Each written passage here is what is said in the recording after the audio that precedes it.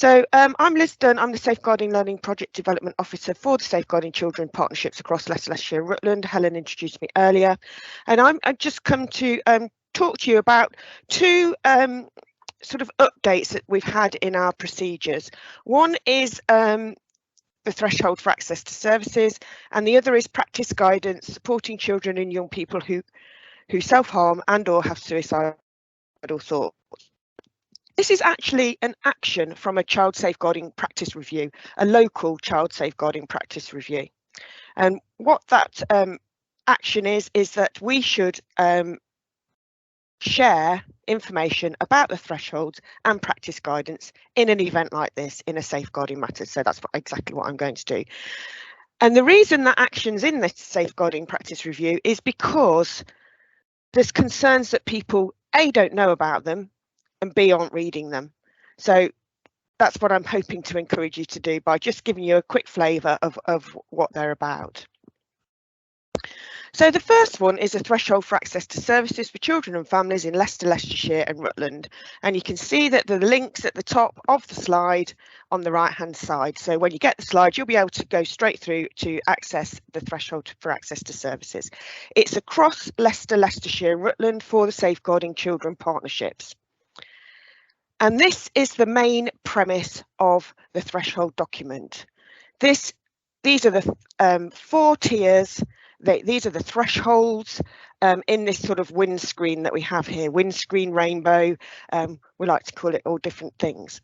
And you can see we've got tier 1. So tier 1 are those children that grow up just using regular universal services. They have no additional needs, so they go to school, they attend their GP, they go to clubs, they have no additional support needs. And in fact, if this diagram was correct in terms of where that green line should go, it'd go right round into tier 4. So most children grow up in tier 1 in universal services. And then we have tier 2, requiring early intervention, children with some additional needs. So it may be that they need some support with speech and language. It may be that there's some behavioural issues and that can be managed in school. So it's just a little bit of support that's required. They have some additional needs and it can be met by a service quite easily, and then they can meet their milestones and they can thrive. Then we go up to tier 3. So tier 3 is requiring targeted and enhanced support, children with multiple needs becoming more complex. So this is where we might, there might be several needs that the child has. There may be some worries about things that are recurring frequently. There might be that something's been extended for a period of time. And it would be that we would want a sort of a team around the family type of approach. So we'd have a group of professionals working together to support this child and this family. And all of those are pre-statutory, so they're before we get into the actual statutory intervention, which is tier 4. So tier 4 is where we have our smallest number of children, actually, because it's very, very few children that sit in tier 4, but it's where they have acute needs. So they'd need specialist services, they'd have complex needs, where they're vulnerable, and there'd be perhaps more than one intervention required to respond to risk of abuse or neglect. So this is the high end, this is the acute end of the tiers that we have in tier 4. And like I said, that would be a very, very thin slither of our population of children. And you can see that there's arrows on the diagram as well. So the arrows go up and they go down. So it might be that you're concerned about a family, you think actually there is a risk of abuse or neglect, or you think they're experiencing abuse or neglect. You make a referral in, it comes in at tier 4, but in fact with some interventions, with some support, perhaps for a child in need plan or other support, it might move they might move along the threshold down into tier 3 or into tier 2 potentially. So people can move up and down the thresholds. They don't stay in one place. And what you also need to know is that if you're working in perhaps a universal service in a school and you make a referral because you're concerned and it's going up the tiers and you're concerned about that, you may still be involved in that child's life. You may be involved in the assessment, you may be involved in the support that's offered to that family, because you're not handing it over. So it's not that you make a referral in and it's, oh, that's it, it's your turn now, it's the end of my, that's not how it works. We all work together. We work together to safeguard children. And so you may be involved if it goes up to tier 4, and you may be involved if it moves back down as well.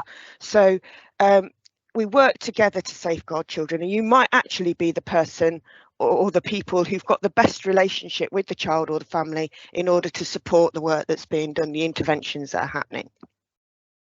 So that is the different types of assessed needs and levels of intervention. And so it's so that we provide the right support at the right time. And the next couple of slides are just exactly what I've just said. So they're in the pack, so that they're there for you, but they're taken from the threshold of assessment. They're taken from the document. I've not made these up, that, you know, it's directly from the document. So if you want to know, go and look at the document. And also in our threshold document, we have a brilliant appendix at the end. And this has this chart table of different ways that we think some needs are shown. So this is from the parenting factors part of it, and I know you can't read it properly, it's just to demonstrate what it looks like. So it has 4 headings at the top: universal, additional, targeted, specialist. Goes across the 4 tiers, and then it talks about, so if parents and carers can generally provide good care, meet the child's safety, physical and protection needs, we don't have any concerns. That's it. They're living in universal services. If there's high levels of domestic abuse that puts a child or unborn baby at risk, this is where it comes up into tier 4, and you can see that there's different levels of that along there. And there are actually 3 different appendices. One covers child factors across the 4 tiers, one covers parenting factors across the 4 tiers, and the other covers family and environmental factors across the 4 tiers. And you can see that they meet the assessment triangle, that, you know, they're in line with the assessment triangle. And then at the bottom of each of those tables is what you should do. So if what you're seeing sits in tier 3, for example, then you would complete an early help assessment with the family. If concerns escalate, seek advice from agency or your safeguarding lead. Consider completing a MARF, a multi-agency referral form. So that tells you, helps you in what to do. And then there's yet another table that tells you what types of services sit in the tiers. But like I said, just because you might sit in an early help type of service in perhaps tier 2 or tier 3 doesn't mean you won't be involved if there's some child protection issues. You may in fact be the best people to do that. So I just wanted to highlight that document to you. And it's really easy to read, it's very accessible, so I would urge you to go and read that. And if you're ever making a referral, you would need to read that document, and it's accessible from the pages where you might make the referral anyway. Right, so the second document I need to just highlight to you is practice guidance, supporting children and young people who self-harm and/or have suicidal thoughts. So this is guidance that sits under a procedure. So it's in the resource part of the LLR, Leicestershire and Rutland procedures. And it's actually really useful. The link is there. The link is at the top there on the right hand side that you'll get if you get the slides. It's really useful. It's full of information, and I couldn't give it any justice. Has a different cover to the one she's got on the picture that I've taken of Farah's slide. Could somebody mute themselves, please, because you're coming over. Okay. So, what the contents of what we have here are I couldn't do it justice in this session because I've only got a few minutes. So I'm just going to tell you what's in it. So obviously there's an introduction, and then there's the principles of the approach. This document has been pulled together by a group of people across all agencies in Leicestershire and Rutland, and the key main agencies involved in this type of work. And what they've put as their principles of their approach are building strong relationships with children, young people and their families, saying that practitioners should understand their role and are curious to find out about how they can help children and young people. Practitioners having confident conversations with children and young people and really listening to what they're telling them. Working with children, young people, parents, carers to build strong support networks, improves resilience and informs safety plans to reduce risk. Timely intervention to get better support and understanding consent. Consent's a big issue, isn't it, well, in safeguarding work. Promoting multi-agency working across agencies to make the best use of expertise and skills, even when this may be supporting more specialist mental health treatment. So again, if we think back to the tiers, it's not that handing over. We don't hand over mental health problems to specialist mental health workers. We're still involved. We might still be involved, even though it is something that needs specialist mental health, we might still be involved. And understanding the impact on staff well-being and providing support and training. Those principles are what are principles that should apply to all safeguarding training. Sorry, all safeguarding work. You see where I'm coming to. So this is something that I have in all my training. This is how we should work with children and families anyway. So the principles in that way are ones that should be familiar to us, really. And then if we carry on through this document, it tells us about self-harm. It talks about being curious. Again, that's an area that we know that we're not always good at being curious. We're not always good at asking those questions that we think are difficult or challenging. And then it talks about how you can understand the risk of self-harm and suicide. So it tells you about that. It tells you what some of the risks are and how you should respond. And actually in that section 5, there's actually a flow chart for low risk, moderate risk and high risk, telling you what you should do, supporting you in how you should respond.